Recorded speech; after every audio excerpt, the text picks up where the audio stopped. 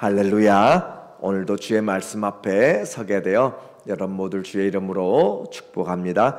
하나님 말씀 이사야서 17장 1절과 3절입니다. 다메섹에 관한 경고라. 보라, 다메섹이 장차 성읍을 이루지 못하고 무너진 무더기가 될 것이라. 에브라임의 요새와 다메섹 나라와 아람의 남은 자가 멸절하여 이스라엘 자손의 영광같이 되리라. 만군의 여호와의 말씀이니라. 아멘. 오늘은 삶의 변화 19번째로 다메섹과 사마리아라고 하는 주제로 말씀을 같이 나누도록 하겠습니다. 이사야서 13장부터 23장은 열방에 대한, 이스라엘을 포함해서 10개에 대한 나라의 심판을 경고하고 있습니다. 특별히 오늘 17장은 이제 시리아, 지금의 시리아의 수도 다마스커스, 과거에 다메섹이라 불렀던 그 나라에 대한, 그 도시에 대한 심판을 우리에게 말하고 있고, 또 북이스라엘의 수도였던 사마리아에 대한 심판을 말하고 있습니다. 이 두 나라는 함께 연합하여서 남쪽의 유다를 침략해 왔던 그런 경험을 가지고 있어요. 또 특별히 이사야서 7장에 이미 언급되어 있습니다. 그 두 나라가 연합하여서 아하스 왕 때 그들이 유다를 침략에 들어오는 그 일에서 하나님이 이사야를 통하여서 예언의 말씀들 주시죠. 보라, 처녀가 잉태하여 아들을 낳을 것이다. 그 이름을 임마누엘이라 하라고 하는 놀라운 그 징조를 보여주는 그 전쟁의 시발점이 바로 이 아람의 시리아의 다마스커스와 또 북이스라엘의 연합, 사마리아가 연합하여서 침략한 사건을 경고를 한 바 있습니다. 오늘 그것을 다시 한번 확인하면서 두려워하지 말라라고 하는 것을 우리에게 말하는 거예요. 그래서 오늘 1절에 보게 되면 다메섹에 관한 경고라, 다마스커스에 대한 경고라라고 이야기했습니다. 보라, 다메섹이 장차 성읍을 이루지 못하고 무너진 무더기가 될 것이라 라고 그렇게 말하고 있는 것은, 지금은 화려하게 보이고 많은 그런 군사와 또 경제적인 번영을 이루고 있지만, 그러나 때가 되면 그 도시들이 다 황폐하게 되어서 먼지 투성이가 될 것이고 폐허 더미가 될 것이다 라고 그렇게 말하고 있는 거예요. 그래서 그와 같이 지금은 잘 되고 있는 것 같은데, 우리의 눈에 보이는 것 모든 것이 잘 되는 것 같은데 그렇지 않다라고 하는 거죠. 우리는 성경을 보면서 두 가지의 관점을 보아야 돼요. 하나는 창조주 하나님, 다른 말로 얘기하면 초월적인 하나님입니다. 우리는 어떤 것들도 잘 만들어내지가 못합니다. 그러나 하나님은 하늘의 별부터 또 온 우주와 사람까지, 그리고 전부 다 만드시는 그런 하나님, 초월적인 그런 존재인데, 그 초월적인 존재뿐만 아니라 아주 우리에게 다가오시는 내재적인 그런 하나님이에요. 그래서 하나님은 아주 광대하시지만 아주 세밀하게 우리 몸에 또 우리 안에 들어와서 함께 거하실 정도로 그렇게 내재적인, 그 온 세상을 통찰하시지만 오늘 우리 한 사람 한 사람의 신음소리에, 고통소리에 관심을 가지고 계시는 그런 내재적인 하나님. 그래서 전체적으로 거시적으로 아주 크게 보지만 이 나라와 열방들을 하나님이 사용하시고, 모든 당대 이스라엘을 중심으로 있었던 이집트와 아시리아와 또 바벨론과 또 그리스와 페르시아와 그리스와 로마, 이런 모든 나라들도 하나님의 손 안에서 움직이지만, 그러나 아주 작은 미세한 그런 나라들, 사마리아나 또 예루살렘이나 또 그 백성들까지도 하나님이 그렇게 자세하게 살피시는 그런 하나님이다라고 하는 것을 우리가 보아야 돼요. 그러니까 이와 같이 하나님이 지금 열방들을 이야기하는 것은, 하나님은 이스라엘에 갇혀진 조그만한 하나님이 아니라 열방들을 움직이시고, 또 그 열방들을 죄 때문에 심판한다면 오늘 개인, 오늘 우리의 한 사람 한 사람 우리의 모든 일들을 하나님이 다 살펴보신다라고 하는 것을 역설적으로 이야기하는 거예요. 그래서 다메섹이 심판을 받을 때 어떤 일이 있는가? 2절에 아로엘의 성읍들이 버림을 당하리니, 이 아로엘의 성읍이 어딘지는 정확하지 않습니다. 학자들에 따라서 요단강 동편 또는 다메섹에 있는 도시, 그렇게 표현하기도 하고, 또는 이 원어의 뜻을 좇아서 필사가 약간 잘못되었다라고, 그렇게 오래되어서 좀 달아서 끝이 정확하지 않아서 글씨가 좀 희미하다라고 하는 거죠. 예를 들어서 우리가 3자를 썼는데 8자와 비슷한데 이것이 파피루스나 그런 것에 쓰여지다 보니까 오래되고 그러면 약간 안 보여서 이것이 8자인지 3자인지 잘 구별이 안 된다 할 정도로 그렇게 되어진, 그래서 영원히라고 번역하는 그런 번역본들도 있습니다. 그래서 영원히 성읍들이 버림을 당하리니, 또는 이 아로엘의 성읍들이 버림을 당하리니, 중요한 것은 버림을 당한다 라는 것이죠. 그래서 양무리를 치는 곳이 되어 양이 눕되 놀라게 할 자가 없을 것이며, 양들이 그곳을 지나다니며 그곳에 터전을 삼고 있어도 아무도 그 양들을 쫓아내지 못한다라고 하는 거죠. 가축이 주인인 양 떡하니 그렇게 자리를 잡고 있어도 아무도 방해하지 못하는 그런 내용이에요. 그래서 지금의 이 다마스커스에 역시 크고 영화로운 도성들이, 많은 것들이 잡초만 그렇게 남아있고 왕궁의 흔적만 남아있는 유적들이 많이 있습니다. 우리는 이와 같은 것을 통하여서 하나님이 행하실 때, 그래서 1차적으로는 732년에 이 아수르의 침략으로 이 나라가 망하게 된 거죠. 두 번째, 이 사마리아에 대한 심판을 하나님이 말씀을 해주고 있어요. 3절에 보면 에브라임의 요새와, 이 에브라임은 북이스라엘의 대표적인 지파입니다. 그래서 북이스라엘이라고도 이야기하고, 그 북이스라엘을 이끌어가는 대표적인 지파인 에브라임이기 때문에 에브라임 지파라고도 그렇게 통칭으로 사용하게 돼요. 에브라임의 요새와 다메섹 나라와 아람의 남은 자가 멸절하여 이스라엘 자손의 영광같이 되리라. 이 이스라엘 자손의 영광같이 되는 것은 번영한다는 말이 아니라 이스라엘 자손이 영광이 아주 시들어버린 것들을 지금 이야기하는 거예요. 그래서 만군의 여호와의 말씀이니라. 만군의 여호와, 하나님이 모든 군대의 하나님이다 라고 그렇게 이야기함으로써, 너희가 큰 나라들을 이루고 군사력을 가지고 있지만은 그러나 내가 바로 만군의 하나님이다, 여호와 체바오트 하면서 하나님이 군대시다 라고 그렇게 말하죠. 이렇게 해서 그 남쪽의 유다, 북쪽에 이미 망하였고 남쪽에 북이스라엘의 사마리아, 분명히 그들도 멸망해서 사마리아 볼장 다 보았다 그 말이에요. 4절에 그 내용이 나오죠. 4절 보면 그날에 야곱의 영광이 쇠하고 그의 살진 몸이 파리하리니, 그날 하나님이 심판하시는 날이에요. 그 심판을 하시는 날에 야곱의 영광이 쇠하였다. 꽃이 시듬같이 쇠하여져 버리고 그 살찐 것들이 다 파리할 정도로 그렇게 비실비실하게 되어진 모습을 우리에게 보여줍니다.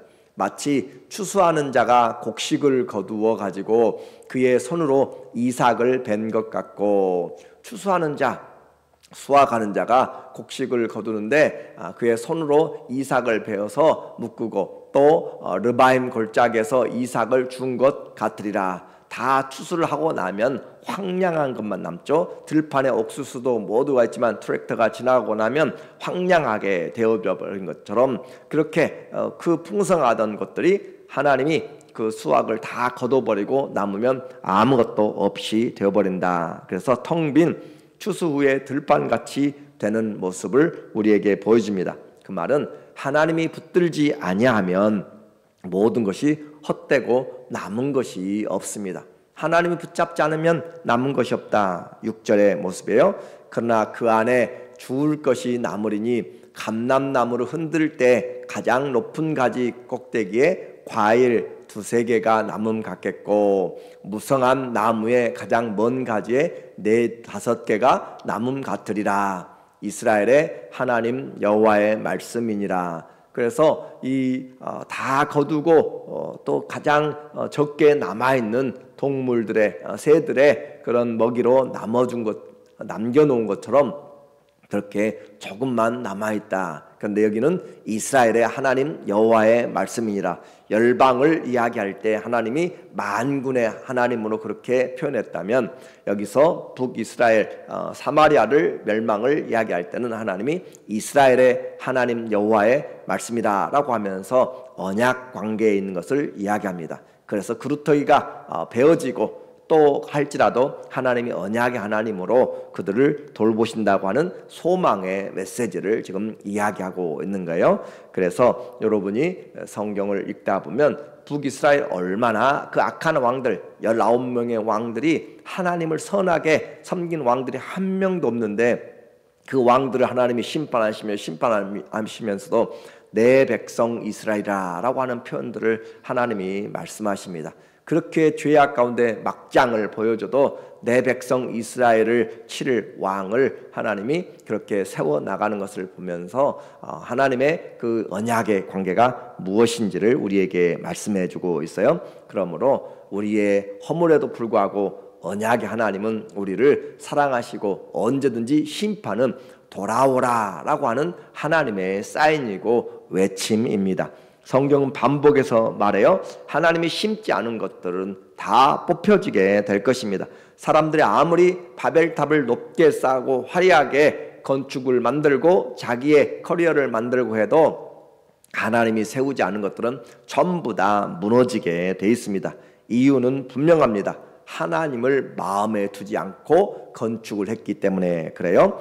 10절의 순서를 좀 제가 바꿨어요. 10절에 보면 네가 네 구원의 하나님을 잊어버리며 내 능력의 반석을 마음에 두지 아니한 까닭이다. 왜 그와 같이 망해버리는가 라고 이야기한다면 그 하나님을 마음에 두지 않았다. 하나님이 잊어버렸다. 하나님이 잊어버리고 내 능력의 반석을 마음에 두지 아니하였기 때문에 오늘 이와 같이 어려움이 당한다라고 하는 것이죠. 그러므로 네가 기뻐하는 나무를 심으며 이방의 나무 가지도 이종한도다. 네가 심는 날에 울타리를 두르고 아침에 네 씨가 잘 발육하도록 하였으나 근심과 숱한 슬픔의 날에 농작물이 없어지리라. 아무리 이곳에 가져다 옮겨다 심고 파종을 하고 무엇을 해도 하나님이 심지 않으면 다 망한다라고 하는 거예요. 그래서 그날에 역전이 일어나게 됩니다. 그들이 하나님 앞에서 기어가지 않고 하나님 기어감이 없이 하나님을 반석으로 세우지 않고 그분을 의뢰하지 않고 다른 우상들을 따라 섬겼을 때 그들이 완전히 역전이 되어져 버리게 되는 상황을 우리에게 보여줘요. 9절에 보면 그들의 삶을 돌이켜서 세옹지마라고도 할 수 있고 내가 과거에 이렇게 했는데 내가 그렇게 당하는구나 라고 그렇게 생각하는 거예요. 그래서 그날에 그 견고한 성읍들이 옛적에 이스라엘 자손 앞에서 버림받은 숲풀 속의 처소와 작은 산 꼭대기의 처소 같아서 황폐하리니 그날에 하나님이 심판하시는 날에 보게 되면 과거 하나님이 여호수아를 앞세우고 하나님의 말씀을 앞세워서 가나안 31명의 왕들을 정복해 갈 때 그들이 철병을 가지고 그들이 함께 모이고 했을 때 하나님이 해야 이 중천에 머무르라 라고 달아 아얄론 골짜기에 머물라 하면서 하나님께서 해와 달을 멈추면서 하나님이 징겨가시고 그렇게 또 여리고성을 하나님이 돌면서 하나님이 그 지진을 일으키면서 그 군대를 승리로 이끌었던 것처럼 그 철병거들을 가진 사람들 하나님이 무너뜨린 것처럼 그와 같이 그날 과거에 하나님이 가나안 전쟁 때 견고한 성읍들이 옛적에 이스라엘 자손 앞에서 다 무너져 버렸잖아요.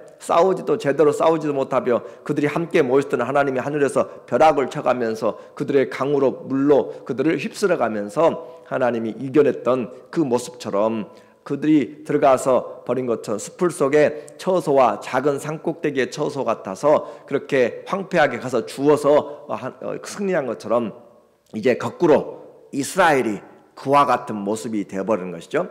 하나님이 그들을 사용할 때는 적들이 초계처럼 무너지고 그 강한 성읍들이 다 무너지고 했던데 이제는 그들이 하나님을 버리고 하나님을 의지하지 않았더니 거꾸로 하나님이 이스라엘을 쳐서 그들이 이와 같이 숯불 속에 처서와 같이 그냥 앙상한 모습만 남아서 작은 산꼭대기에 처서와 같이 황폐해서 누구나 올라가고 여우가 올라가도 무너질 정도로 그렇게 되어버린 이런 모습들, 오늘 우리에게 하나님이 빈 껍데기의 인생으로 세우지 않기를 원한다면 우리는 잘 살아야 될 것을 지금 말씀하고 있는 거예요. 그래서 하나님이 인정하지 않고 하나님이 심지 않는 것들은 전부 다 뽑히게 되는 것을 말하고 있습니다. 인생의 반전이죠. 인생이 하나님 앞에 세워지지 않으면 언젠가 반드시 무너지게 되고, 이 세상에서 무너지지 않더라도 그날에 하나님이 심판하시는 그날에는 반드시 심판에 무너지게 된다는 것을 말합니다. 그래서 인생은 세상적인 그런 성공의 자랑이 아닙니다. 사람들 앞에서 얼마나 가졌느냐, 내가 얼마나 자리를 차지했느냐, 얼마나 존경을 받느냐, 그것이 아니고 얼마나 오래 살았느냐의 문제가 아니라 하나님 앞에서 주님이 찾으시는 열매가 있는가라고 하는 것이에요. 이 열매는 다른 사람과 비교하지 않고 나와 하나님과의 관계입니다. 내 입으로 직접 하나님께 말할 것이고 어느 누구의 핑계도 되지 못합니다. 내게 주어진 생명이고 내게 주어진 환경에서 나의 하나님이기 때문에 나와 하나님과의 관계에서 그 누구를 핑계할 수도 없습니다. 그러므로 그날의 신앙이 바로 평가되고 그날에 우리의 인생이 바로 평가가 되어 7절에 보면 그날에 사람이 자기를 지으신 이를 바라보겠으며 그의 눈이 이스라엘의 거룩하신 이를 뵙겠고, 그래요. 하나님 앞에 섰을 때 이제 우리는 정말로 하나님 생각으로만 하나님 저 멀리만 생각했던 하나님 앞에 정말로 대면하여서 보게 될 것이고, 그 공의로우신 하나님 앞에 우리의 인생을 가지고 가서 계산을 해야 될 것입니다. 그래서 자기 손으로 만든 제단을 바라보지 아니하며 자기 손으로 지은 아세라나 태양상을 보지 아니할 것이다. 이제까지 자기들이 의지하고 그렇게 자랑하고 한쪽에 숨겨놓고 그렇게 살았던 것들을 전부 다 이제는 버리게 될 것이다. 그러나 너무 늦어버린 것이에요. 창조주냐 하나님이냐 그 말이잖아요. 7절과 8절의 사이는 창조주 하나님, 7절은 자기를 지으신 하나님, 이스라엘 거룩하신 하나님은 창조주 하나님이고, 8절에 그들이 이미 버렸어야 했던 것은 바로 자기 손으로 만든 것, 창조주를 섬기는 인생이냐 아니면 피조물을 섬기는 인생이냐로 나누어지게 되는 거예요. 자기 손으로 만든 제단을 바라보지 아니하며 자기 손가락으로 지은 것들을 우리가 바라보지 아니하게 될 것이다. 하나님 외에 섬겼던 붙잡았던 것들, 하나님보다 더 사랑했던 것들은 전부 다 무너지게 될 것을 우리에게 말합니다. 그래서 하나님으로 살아가는 그날이, 심판의 날이 우리에게 어떻게 다가올 것인가. 악인의 삶은 하나님이 인정하지 않는다라고 반복하여서 우리에게 해주고 있어요. 이제 우리는 무엇을 붙잡을 것인지 우리는 다시 확인을 해야 됩니다. 이 이스라엘뿐만 아니라 세상의 심판도 하나님이 다시 말해요. 12절 보면 슬프다 많은 민족이 소동하였으되, 이 나라, 이 아수르까지 전부 다 이제 많은 나라들이 소동하였을 때 바다 파도가 치는 소리같이 그들이 소동하였고, 열방이 충돌하였을 때 큰 물이 몰려옴같이 그들도 충돌하였도다. 그들이 아주 크게 천둥소리같이 흉흉한 파도처럼 삼키려고 그렇게 열방이 그렇게 몰려왔지만, 하나님이 말씀 한마디 하면 광풍이 잠잠한 것이고, 하나님이 말씀 한마디 하면 홍해가 갈라지고 바다에 길이 나타나는 것이고, 하나님이 말씀하시면 폭풍 가운데 티끌이 날리는 것 같이 아무것도 아니다라고 하는 거예요. 민족들이 지금 모여서 충돌하고 있습니다. 그러나 하나님 말씀하심에 13절에 말하기를, 열방이 충돌하기를 많은 물이 몰려옴 같이 하나 주께서 그들을 꾸짖으시리니, 주님이 한마디 하시면 그 많고 그 떠들던 그 많은 것들, 군대들도 다 무너지게 되고 하나도 서지 못한다. 그래서 그들이 멀리 도망함이 산에서 겨가 바람 앞에 흩어짐 같고 폭풍 앞에 떠도는 티끌 같을 것이라. 폭풍이 몰려가는데 티끌이 그 가운데서 날아가는 것처럼 열방들이 하나님 말씀 한마디를 이기지 못하게 됩니다. 그래서 보라, 저녁에 두려움을 당하고 아침이 오기 전에 그들이 없어졌나니 이는 우리를 노략한 자들의 몫이요 우리를 강탈한 자들의 보응이니라. 그래서 지금 아하스 왕 때 하나님이 이사야 선지자를 통하여서 두려워하지 말라. 적들이 지금 많은 군대가 연합하여서 우리를 쳐들어와요. 예를 든다면 한국의 그 나라가 자그마한 나라인데 중국과 러시아와 그렇게 큰 나라들이 함께 쳐들어온다고, 북한과 아니면 러시아나 중국이 함께해서 쳐들어온다고 해서 두려워하지 말라라고 하는 그런 내용입니다. 그래서 우리를 노략하는 그 자들은 그 자들의 몫이 바로 이와 같이 하나님이 말씀하셨기 때문에 광풍에 먼지가 날아가는 것처럼, 티끌이 날아가는 것처럼 다 사라질 것이고 강탈한 자의 보응이 바로 이와 같이 없어질 것이다. 이제 이사야는 이와 같은 공격을 당하고 있는 그들에게 하나님의 말씀으로 위로합니다. 오늘 우리에게 참된 위로는 그런 어떤 세상의 현상들이 아니라 하나님이 어떤 말씀을 지금 하고 계신가, 하나님이 내 마음 가운데 주의 말씀으로 어떻게 나를 부르고 계신가 라고 하는 것이에요. 그래서 그 수없는 군병과 깃발과 말과 전차들, 탱크들 모든 것들이 다 먼지가 되고 구루터기에서 잘라진 것처럼 그렇게 폭풍의 티끌처럼 찾아보기도 힘듭니다. 하나님의 말씀은 천지가 없어지기 전에는 하나도 떨어지지 않고 반드시 이루신다라고 하는 것을 통하여 오늘 우리가 회복해야 될 것이 그 하나님을 잊지 말고 구원의 반석이신 그 하나님의 능력을 다시 회복하는 것. 나를 지금 둘러싸고 있는 문제들이 많이 있을 수 있습니다. 나를 우겨싸고 있는 많은 환경들이 있을 수 있습니다. 그러나 나는 그 하나님을 의지하면서 내게 구원의 반석이신 하나님께 내가 소망을 두고 나가면 어떤 문제도 잠잠하게 됩니다. 믿음은 들음에서 생깁니다. 말씀을 들을 때 믿음이 생기게 되는 것이에요. 오늘도 말씀을 듣고 행함으로 주님이 세우시는 그런 놀라운 하나님의 말씀으로 우리 모두가 이 세상과 내 삶을 경영하시는 주님 앞에서 믿음으로 승리해 나가기를 예수님의 이름으로 축원합니다. 아멘. 기도하겠습니다.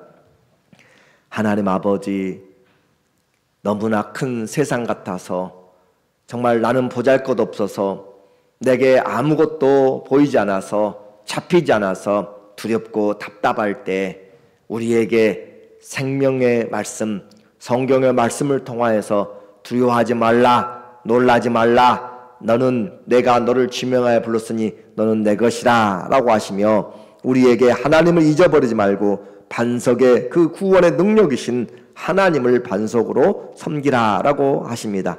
말씀을 들음으로 믿음이 생기게 하여 주시고 우리의 인생 주님이 심지 않은 것들 다 뽑혀져 가게 됩니다.